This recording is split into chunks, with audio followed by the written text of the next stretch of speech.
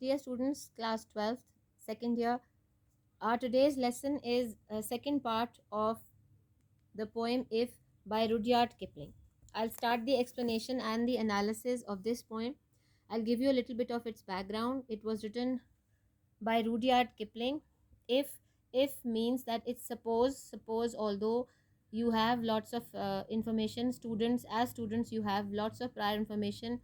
As a father, uh, the son is always given inspirational ideas and inspirational suggestional views so that a student may learn and move on in his or her life with success. Now let's start the explanation. Many people consider If to be one of the most inspirational poems ever written. It is certainly a poem that has garnered a great deal of attention in the popular culture. In fact, any lover of tennis can probably tell you that several of the lines of If are hanging in the players' entrance at Centre Court, Wimbledon in London, England. The lines that are displayed read, "If you can meet with triumph and disaster and treat those two impostors just the same." While Kipling wrote poetry, novels, and articles, he is most notably known for his collection of short stories called The Jungle Book, written in 1894. A British writer, Kipling won the Nobel Prize for Literature in 1907. I'll start with the first stanza. Again, this is second part of your explanation. It is the analysis part. If you keep your head when all about you are losing theirs and blaming it on you, if you can trust yourself when all men doubt you, but make allowance for their doubting too, if you can wait and not be tired by waiting, or being lied about, don't deal in lies, or being hated, don't give way to hating, and yet don't look too good nor talk too wise. Now, the rhyming scheme of this first stanza is A, B, C, B, C. Next stanza. If you can dream and not make dreams your master, if you can think and not make thoughts your aim, if you can meet with triumph and disaster and treat those two impostors just the same, if you can bear to hear the truth you've spoken, twisted by knaves to make a trap for fools, or wash the things you gave your life to broken, and stoop and build them up with worn out tools. Second stanza ends here. Third stanza now. If you can make one heap of all your winnings and risk it on one turn of pitch and toss, and lose and start again at your beginnings, and never breathe a word about your loss, if you can force your heart and nerve and sinew to serve your turn long after they are gone, and so hold on when there is nothing in you except the will which says to them, hold on. Third stanza ends here. Fourth stanza now. If you can talk with crowds and keep your virtue, or walk with kins or lose the common touch, if neither foes nor loving friends can hurt you, if all men count with you but none too much, if you can fill the unforgiving minute with 60 seconds worth of distance run, yours is the earth and everything that's in it, and which is more, you'll be a man, my son. Now, all the stanzas, the three last stanzas, have the rhyming scheme A, B, C, D, C, D. Let's move on with the explanation. Throughout the poem, the speaker gives the reader multiple scenarios, both positive and negative, along with a glimpse into how one should conduct oneself. The poem has an almost mathematical proof about it with its if then scenario. Kipling leaves the then until the final two lines, revealing to the reader that if he or she is able to do all that was just mentioned, he or she will not only have the world at his or her fingertips, but he or she will also be a man, a successful one. Now, the theme of the poem is in If, Kipling engages with themes of masculinity and success, defeat. The first of these is incredibly central to the poem. From the speaker's point of view, there are very specific things the young listener has to do to become a man. The speaker celebrates attributes that are traditionally masculine, like strength, while also in a contemporary setting, raising questions in regard to what role women have to play in society. The inspirational part of this poem comes from the speaker's motivational message for the young listener. He helps this young man try to understand what it takes to be successful in life and how to handle defeat when it occurs, which the speaker says it certainly will. Now, the structure and form. Rudyard Kipling separates this poem into four stanzas of equal length, all of which contain 8 lines. Each stanza has a set rhyme scheme of A B A B C D C D, with the exception of the first stanza, which has the following rhyme scheme: A B C B C. In terms of meter, the poem is written in iambic pentameter with 5 feet, consisting of an unstressed and then a stressed syllable.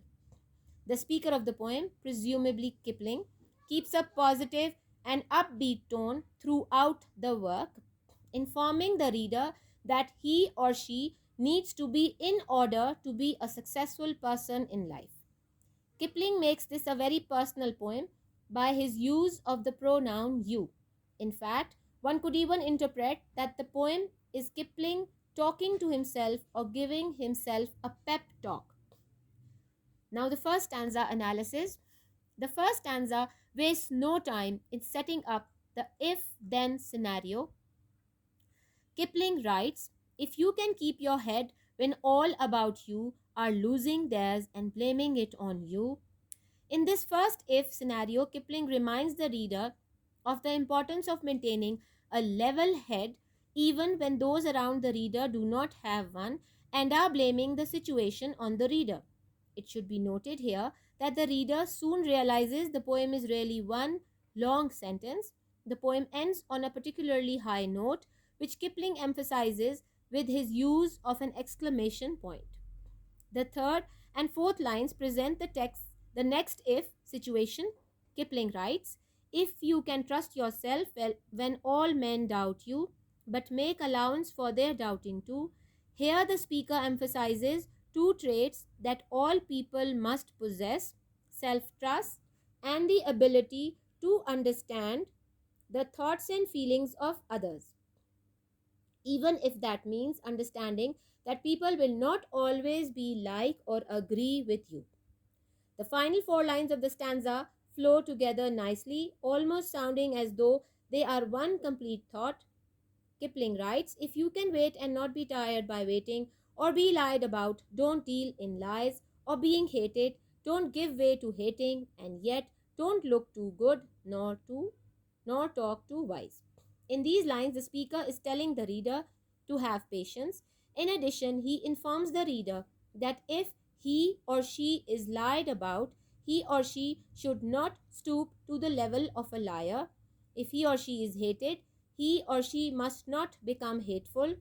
And finally, the reader should not appear to be better than he or she actually is, nor should he or she talk in a manner that does not reflect who they are morally or spiritually. Now, the second stanza. The if clauses continue into the second stanza, but they are structured differently. In the first stanza, the if clauses were grouped in lines of two, with the exception of the final 4 lines. In the second stanza, the form of the first two if clauses is similar to the second half of the first stanza, where the lines build up upon the previous lines. Here, Kipling urges his reader to dream and think, but not to get so caught up in dreams and thoughts that the reader loses his grasp on reality. Kipling uses personification in his next 2 lines. "If you can meet with triumph and disaster and treat these two impostors just the same." Kipling's diction here is also worth mentioning. The word impostor suggests a pretense or disguise. Perhaps he uses this word to showcase the fleeting nature of both. Success never stays, nor does disaster. Additionally, he could possibly suggesting that these two words often come with disruption or change. In any case, the reader should not dwell too much on either triumph or disaster, because they will soon disappear. Kipling continues right on to his next if clause. "If you can bear to hear the truth you've spoken, twisted by knaves to make a trap for fools." The speaker informs the reader that he or she must be able to endure hearing his or her words being twisted by dishonest and harmful people in order to serve his own agenda. He continues this thought in the last two lines of the stanza, writing, or wash the things you gave your life to broken and stoop and build them with worn out tools. The speaker demonstrates in these lines the importance of being able to pick oneself up and start again if they fail, even if the thing they failed at has taken all of their life to attempt. The reader must always be prepared to start again. Now we are here with the third stanza. The third stanza starts with the if clause continuing on into the first four lines. Kipling writes, if you can make one heap of all your winnings and risk it on one turn of pitch and toss and lose and start again at your beginnings and never breathe a word about your loss. The theme in these lines is very similar to the one in the last two lines of the previous stanza. If you lose everything, you must be willing to begin again. Not only that, but you must also be willing to forget about the loss and not dwell on it. If you can force your heart and nerve and sinew to serve your turn long after they are gone, and so hold on when there is nothing in you except the will which says to them, hold on. These lines are particularly powerful. The speaker is imploring the reader to endure, even if it feels both physically and emotionally impossible. It is also worth noting the capitalization of will. Perhaps Kipling wants to emphasize the resilience of the human spirit here by making it a power that is separate from the person who possesses it. Fourth stanza. In the fourth stanza, the consequence of doing all these ifs is finally revealed, but not before Kipling presents us with three more scenarios. The first one deals with how to treat others regardless of their station in life. He writes, if you can talk with crowds and keep your virtue, or walk with kings nor lose the common touch, it should not matter with whom the reader is walking. He or she needs to treat the lowest of the low and the highest in a society exactly the same, with kindness. Kipling then dives right into the next if. If neither foes nor loving friends can hurt you, if all men count with you, but none too much, Kipling is reminding his reader that it is important to be able to bounce back from disappointment or pain. One must not dwell on his enemies or the hurt a loved one could potentially cause. Finally, the poet gives the reader his final piece of advice.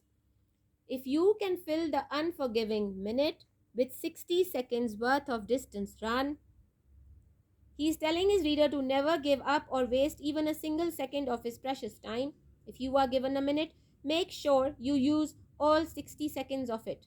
Finally, in the last two lines, the outcome of abiding of all of these tidbits is revealed. Yours is the earth and everything that's in it, and which is more, you'll be a man, my son. If one is able to keep all of these things in check, one will have the world at one's fingertips. Now, the literary devices. Kipling makes use of several literary devices in if. These include, but are not limited to, repetition, anaphora, enjambment, and caesura. The latter is a formal device that occurs when the poet inserts a pause into the middle of a line. This might be done with punctuation or with the meter. For example, lines 1 and 2 of the second stanza read, if you can dream, there's a pause, and not make dreams your master. If you can think, again a pause, and not make thoughts your aim. Just glancing at the poem, the reader is immediately hit with the word if.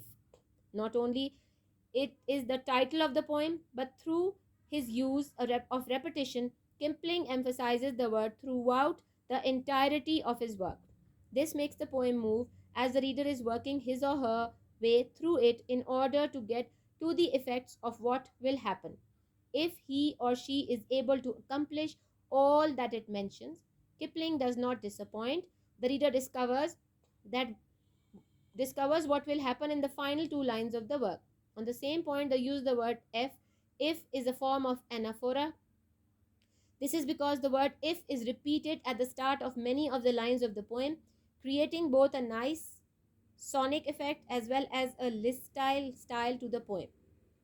Enjambment is another interesting device, one that occurs when the poet cuts off a line before the natural stopping point of a sentence or phrase.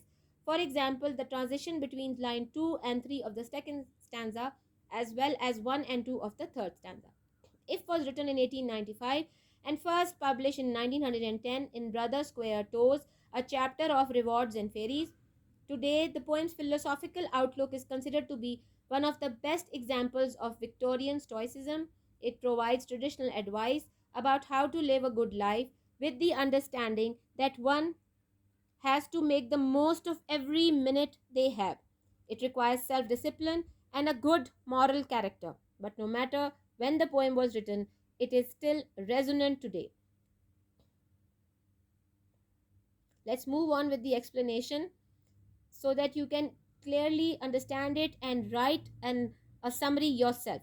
Kipling wrote the poem after he was inspired by Leander Starr Jameson's actions, leader of the Jameson raid, to overthrow the Boer government of Paul Kruger. Although the raid failed, Kipling was still struck by his tenacity. If by Rudyard Kipling was written in 1895. In his autobiography, Something of Myself, Kipling said he was greatly influenced by the character of Leander Starr Jameson. Most of the lines of the poem begin with the word if. To become a man, readers have to incorporate those ideas into their minds. Only then they can succeed in life. The choice is conditional. Whether to adopt them or not is up to the listener. Therefore, the poem is titled If. If one reads the poem wholeheartedly and obeys those principles, only then he or she can get success.